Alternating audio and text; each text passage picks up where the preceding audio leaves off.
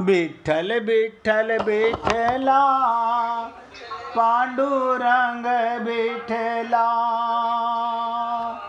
विठ्ठल विठ्ठल विठ्ठला पांडुरंग विठ्ठला, विठ्ठल विठ्ठल विठ्ठला पांडुरंग विठ्ठला, विठ्ठल विठ्ठल विठ्ठला पांडुरंग विठ्ठला, विठ्ठल विठ्ठल विठ्ठला पांडुरंग विठ्ठला, विठ्ठल विठ्ठल विठ्ठला पांडुरंग विठ्ठला।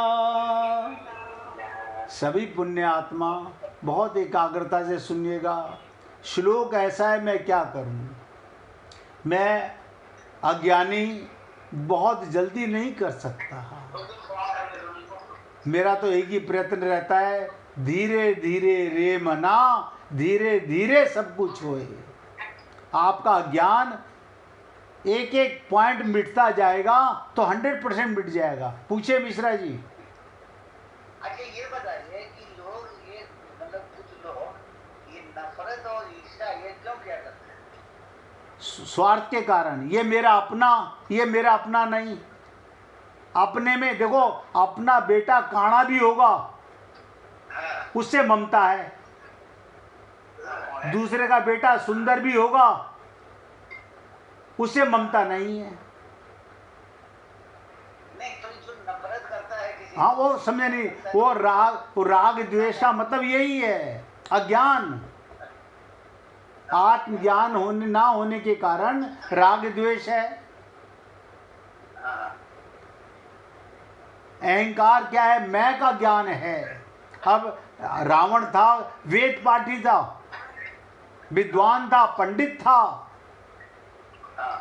आप सोचो, चारों वेदों का ज्ञाता, भगवान शंकर का शिष्य। अहंकार नहीं मरा, मैं नहीं मरा, मैं सबका राजा हूं, अपने को सर्वोपरि मानता है।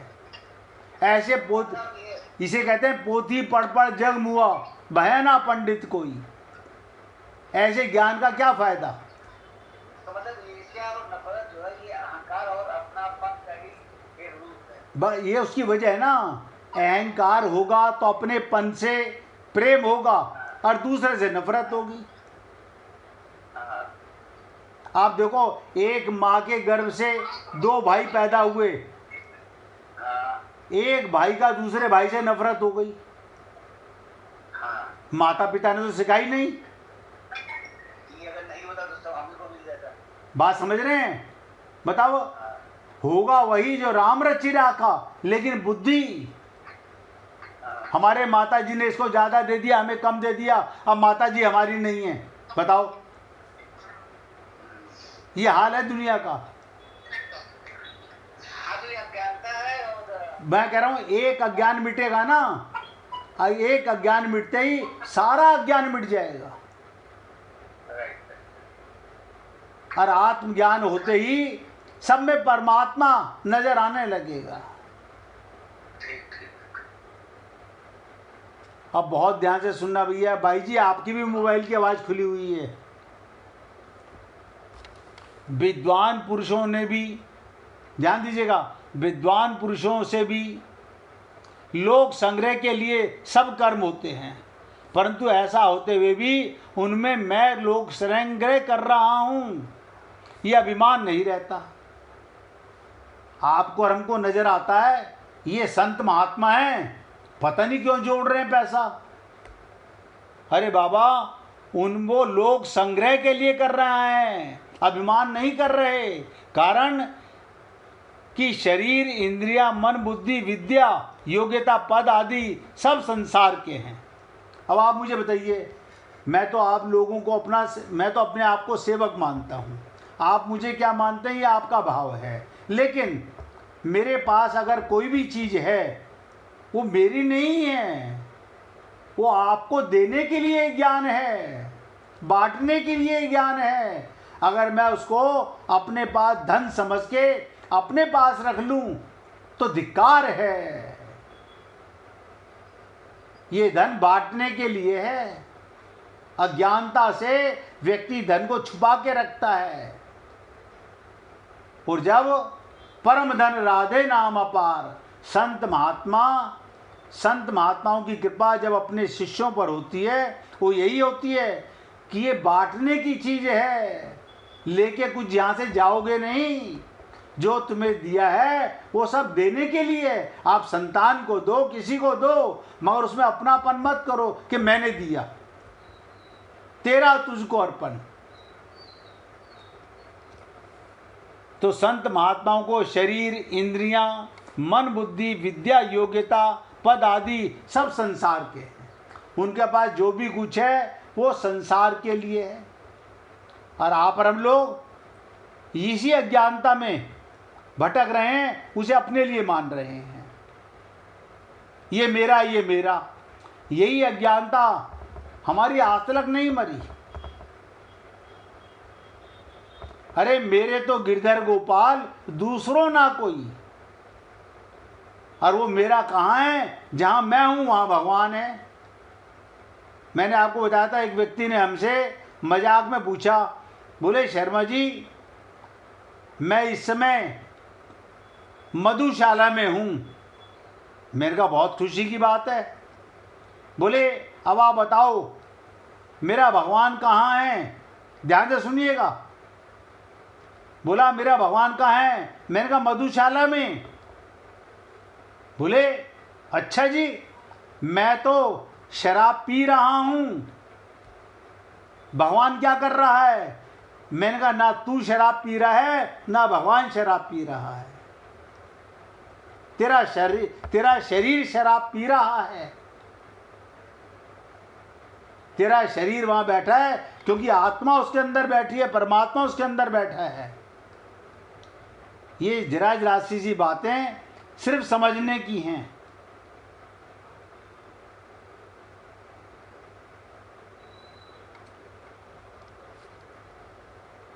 देखो आप देखते हो गो दोहन, गाय का दूध निकालने की भी एक लीला होती है। क्या बताओ? एक बार राधा रानी किशोरी जी एक ग्वाल वाल को गाय का दूध निकालते हुए देख रही थी। खड़ी गोदोहन देख रही थी। देखते देखते उनकी स्वयं भी गोदोहन करने की इच्छा हुई। वो भी एक मटकी लेकर गैया का दूध दोहने लगी। उसी समय कोतकी भगवान श्री कृष्ण भी वहां पहुंच गए और बोले सखी तो पे दूध नहीं निकलेगा, ला मैं निकालूं। ये कहकर भगवान भी उसके पास बैठ गए। राधा रानी ने उनसे कहा अरे मोहन मेरे को भी सिखा। ये कहकर सामने बैठ गई। अब कृष्ण ने कहा अच्छा 2 थन आप दुहो और 2 थन मैं दूंगा। 2 थन से तुम दूध निकालो गैया के, 2 थन से मैं निकालूंगा, और आप मेरी ओर निगाह रखो। कृष्ण ठिठोली करके दूध की धार निकालने लगे। उन्होंने हठात एक धारा राधा जी के मुखमंडल पर ऐसी मारी कि राधा जी का मुखमंडल दूध से आच्छादित हो गया। इस प्रकार लीला करते हुए दोनों आनंदित होकर हंसने लगे। ये लीला जिस स्थान पर हुई थी आज भी वो दोहनी कुंड के नाम से प्रसिद्ध है। कभी यहाँ पर महाराज बृषभानु की गायों के रहने का स्थान खिड़क हुआ करती थी। ये स्थान गहवर वन के पश्चिम दिशा में चिकसौली गांव, एक गांव है वहाँ पर बरसाना के पास, चिकसौली, वहाँ पर ये लीला हुई। तो कहने का तात्पर्य, आप अब देखो, आप अपने बच्चे को निलाते हो, छोटे से को, हाँ सब कहेंगे हमने सबने निलाया है। आपको अगर उसे निलाते हुए ये बहाना आ जाए इसमें भगवान बैठा हुआ है, तो किसको निला रहे हो? भगवान को निला रहे हो। अब भगवान अपने बेटे हो गए। अब आप अपने पिताजी को स्नान करा रहे हो, मान लो बुजुर्ग हैं, आप उन्हें स्नान करा रहे हो और आपको पता चल जाए इसमें परमात्मा बैठे हुए हैं पिताजी में, अब परमात्मा मेरे पिता हो गए, ये भाव की बात है। मैंने कहा ना, एक बार अज्ञानता मरेगी तो सारी मरती चली जाएगी, आपको आनंद आने लगेगा। तो विद्वानों के भी शरीर, इंद्रिया, मन, बुद्धि, उनकी योग्यता, पद सब संसार के लिए है और संसार से मिले हैं। संसार से मिली सामग्री को संसार की सेवा में लगा देना ईमानदारी है। उस सामग्री को बहुत सच्चाई से, ईमानदारी से संसार के अर्पण कर देना चाहिए। अब किसी ने हमसे पूछा, हम दान बहुत करते हैं। मैंने कहा बहुत अच्छी बात है। मैंने कहा सबसे बड़ा दान बताऊं? बोले सबसे बड़ा दान?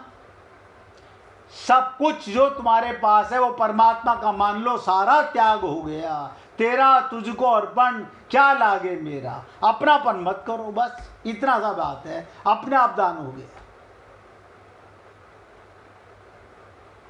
लेकिन त्याग आए कहां से?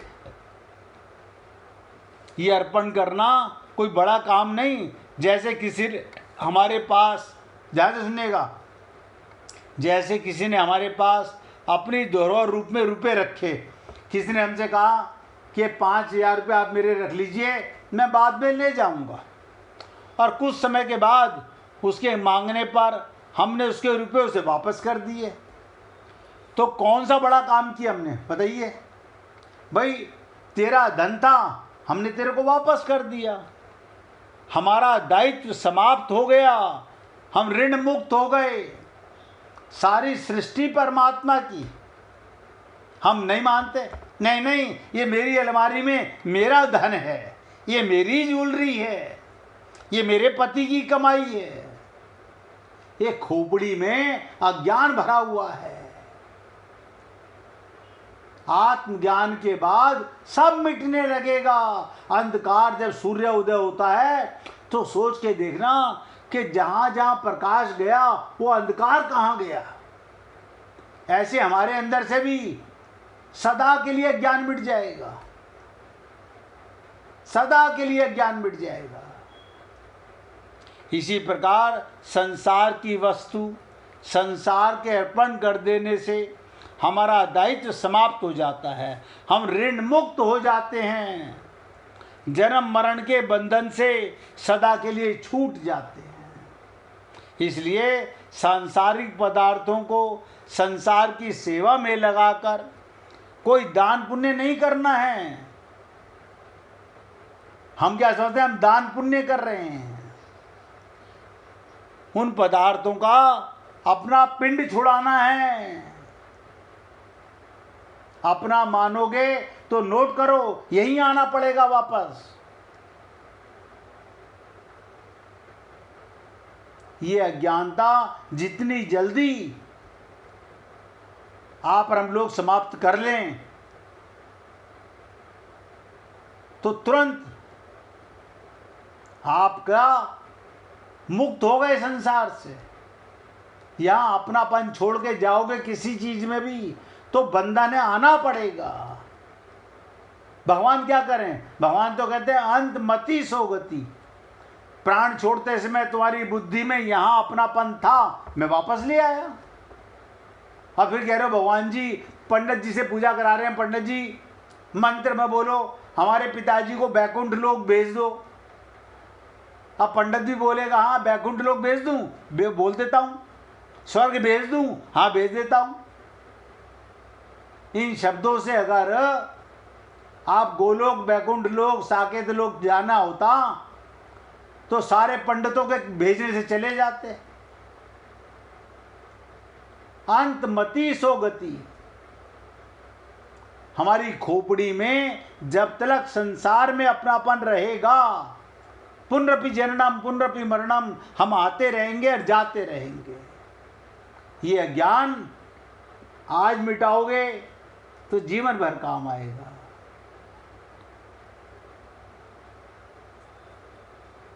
मैंने आपसे निवेदन किया, देखो इम्पोर्टेंट हर श्लोक है, भगवान की वाणी। आप ये सोचते होगे मैं हर श्लोक को कहता हूँ इम्पोर्टेंट है, अब मैं क्या करूँ? जिस पे परमात्मा मेरे अंदर सागर में जल डालता रहता है, और पिला, मुझसे रहा नहीं जाता। अब ध्यान से सुनिएगा, जिसके अंतःकरण में स्वतः स्वाभाविक समता है, विषमता नहीं, जिसकी स्थिति निर्विकार है, जिसकी समस्त इंद्रियां अच्छी तरह जीती हुई हैं, और जिसके लिए मिट्टी, पत्थर और सोना समान है। आप सोचिएगा, मिट्टी, पत्थर और सोना, आपको और हमें अगर ये पता चले ये सोना कहाँ से निकलता है, मिट्टी में से, हीरा कहाँ से निकलता है, मिट्टी में से, लेकिन हमारी खोपड़ी में सोना और हीरा ज़्यादा बहुमूल्य हो जाता है। आपको उसकी कीमत को मिटाना नहीं है, लेकिन आपकी दृष्टि में वो मिट्टी के समान ही होना चाहिए, वरना आसक्ति आ जाएगी। जिसकी समता, इंद्रियां अच्छी तरह जीती हुई हैं, जिसके लिए मिट्टी, पत्थर और स्वर्ण समान है, ऐसा तत्वज्ञ महापुरुष विद्वान कहलाता है। ऐसा तत्वज्ञ महापुरुष विद्वान कहलाता है। देखो भाई, छोटी छोटी बातों से मैं आपको सिर्फ यही बताना चाह रहा हूँ कि आप और हम लोग भगवत प्राप्ति करना तो चाहते हैं, लेकिन अज्ञानता को मारना नहीं चाहते। अब बिना अज्ञानता के मरे भगवत प्राप्ति हो नहीं सकती। वो अज्ञानता आप इसी जन्म में मारोगे तो इसी जन्म में भगवत प्राप्ति होगी, मरने के बाद नहीं। मैं फिर चैलेंज से कहता हूँ, आपका परम पद यहाँ डिसाइड होगा, मरने के बाद डिसाइड नहीं होगा। आपने यहाँ की किसी वस्तु में भी अपनापन किया तो यहीं आना पड़ेगा। और देखिए, अब 2-3 मिनट में मैं अपने शब्दों को विराम दूंगा। जिस किसी भक्त को भजन सुनाना हो तो निकाल के रखना भैया। मेरा तो काम है निवेदन करना, भगवत प्राप्ति, सच्चा संत, ध्यान से सुनो, और महात्मा। सच्चा संत और महात्मा ना तो अपने को संत महात्मा मानता है, ना घोषित करता है कि मैं संत हूँ, और ना दूसरे के द्वारा कहे जाने पर उसे स्वीकार करता है। विनय या नम्रता की दृष्टि से नहीं, सच्चे संत को अपने में विशेषता दिखती ही नहीं, वो सर्वत्र भगवान की महिमा देखता है और उसी में सहज स्थिति रहती है। वो त्याग का भी त्यागी है, किसी प्रकार का गर्व दर्प समझ नहीं आती उसके दिमाग में। इसलिए आप और हम लोग बहुत ध्यान से सुनिए, पूछो पृथ्वी से, वायु से, जल से उन रहस्यों को जो वो तुम्हारे लिए छिपाए हुए हैं। एक विशेष ध्यान की अवस्था में संपर्क स्थापित हो जाता है, उत्तर मिलने पर शुरू हो जाते हैं, लेकिन उससे पहले तुम्हारा हृदय इतना शांत हो जाए कि तुम अपने उत्तर उसमें न डाल दो, नहीं तो सब विकृत हो जाएगा। भगवान को पाना बड़ा आसान है। सबसे बड़ी चीज़ है, सबसे बड़ी बीमारी क्या है? पाने की दौड़। आप बताओ, परमात्मा मिला हुआ है, फिर क्या पाने की दौड़ में लगे? वो सबसे बड़ी बाधा है। पाने की वांछा की तनाव है। जब चित्त पाने और कुछ होने से मुक्त होता है तब समाधि उतर आती है। समाधि को पाया नहीं जाता, उसे निमंत्रित भी नहीं किया जाता। ये तो बिना बुलाए अतिथि है, अपने से आ जाती है। दौड़ ही मन है, और दौड़ नहीं मन नहीं, मन का ना होना समाधि है। क्या मतलब? अनमना होना, जिसे संत महात्मा क्या कहते हैं?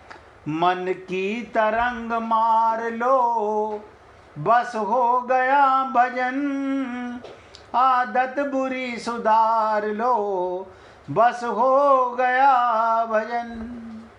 हे पुण्य आत्माओं, भगवत प्राप्ति करना किसी जन्म में कठिन नहीं था, आज भी कठिन नहीं है। बस अपने आप को जानना कठिन हो रहा है। आज मैं अपने शब्दों को विराम दे रहा हूँ, और अब भाई जी से भजन सुनेंगे। सुनाइए भाई जी।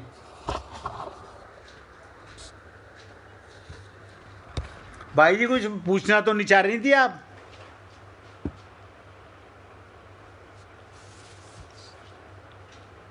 स्पीकर खोल लीजिए अपना।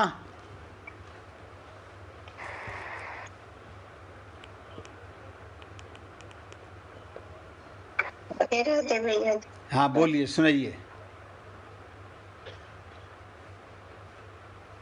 हे नाथ अब तो ऐसी कृपा हो, ये जीवन निरर्थक जाने न पाए।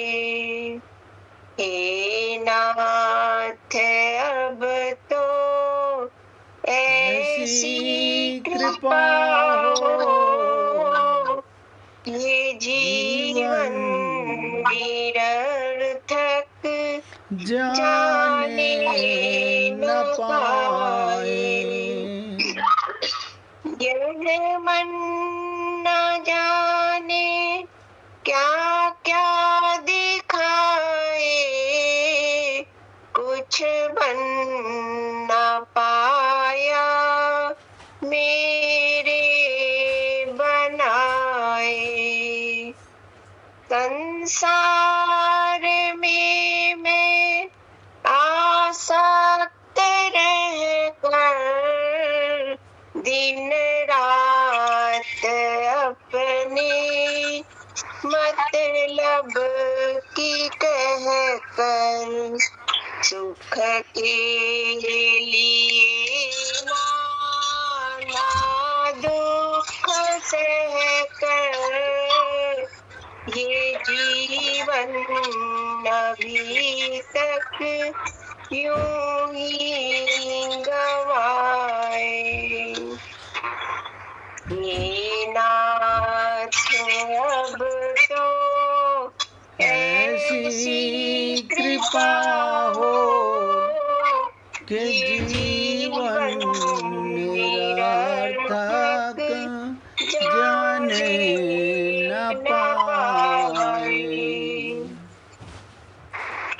ऐसा जगा दो फिर सो न जाऊं, अपने को निष्काम प्रेमी बनाऊं। मैं आपको चाहूं और पाऊं, संसार का भय रहने न पाए।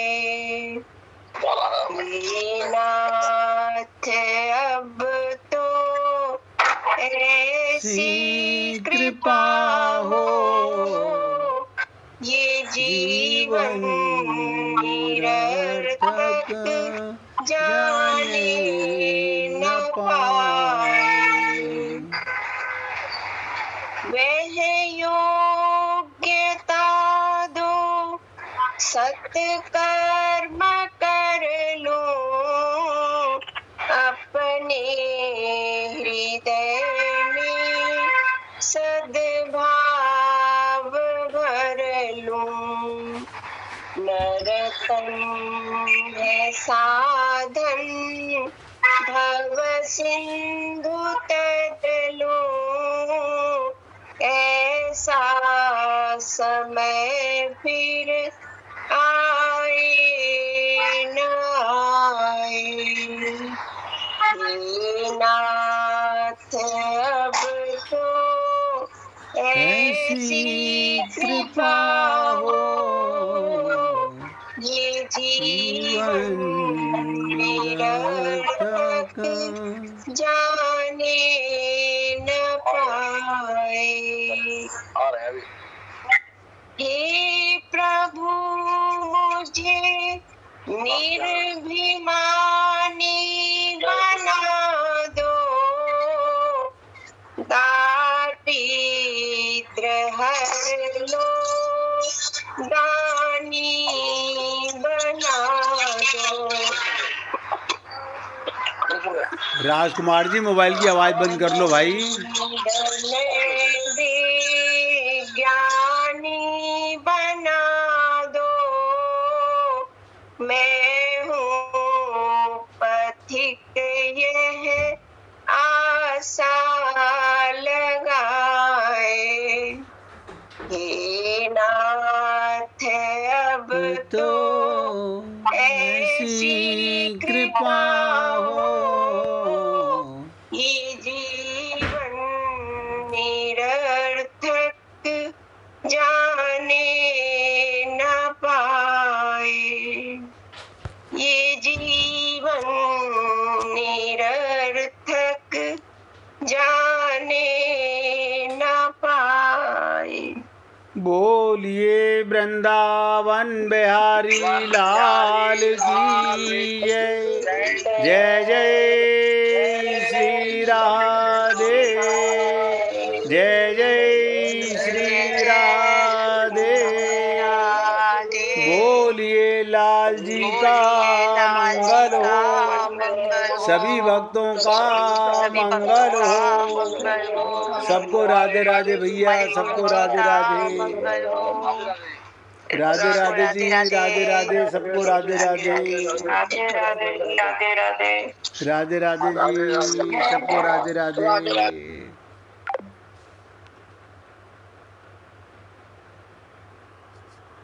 आज भी नहीं चला दूसरे फोन से ही किया।